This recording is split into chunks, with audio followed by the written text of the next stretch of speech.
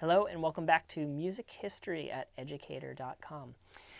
So I have to apologize for that sort of quick and brief jaunt through Baroque opera, but it's kind of hard to listen to a bunch of examples of opera since they can go on for 3 hours, I know it's a lot of information. Hopefully the quick notes help with that.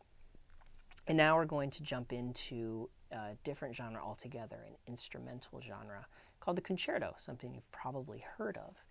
And what's cool about the concerto is the Baroque concerto comes in a few different forms that we'll talk about, but you're going to start to recognize some of these pieces. And I know you probably haven't recognized some of the monophonic chants or some of the madrigals, for example, but you're going to start to recognize some of this, which is pretty cool.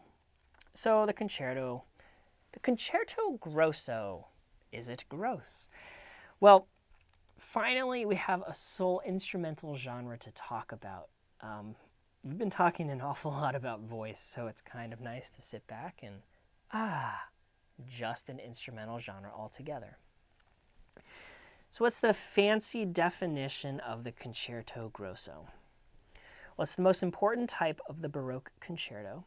Characterized by the use of a small group of solo instruments called the concertino against the full orchestra group called the ripieno. So you're going to have the concertino, the soloists, and the ripieno, which is sort of the orchestra. Now, this whole notion of soloist accompaniment goes back from that organum, where you had the one voice of organum that was sort of the fancy one, the principalis, and then you had the one that was not as important. And it's not to say, well, I shouldn't say not as important, of course, but you sort of see this divide of solo accompaniment. This is important for developing instruments, just instruments, as a unique standalone musical entity. As I mentioned, this is not voice. So some of the people that we'll talk about with this are Corelli, Torelli, I think that's great, Vivaldi, more Italians, Handel, not Italian.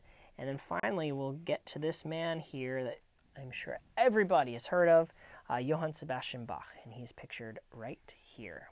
And we're going to talk about him in the next, actually throughout the rest of the Baroque.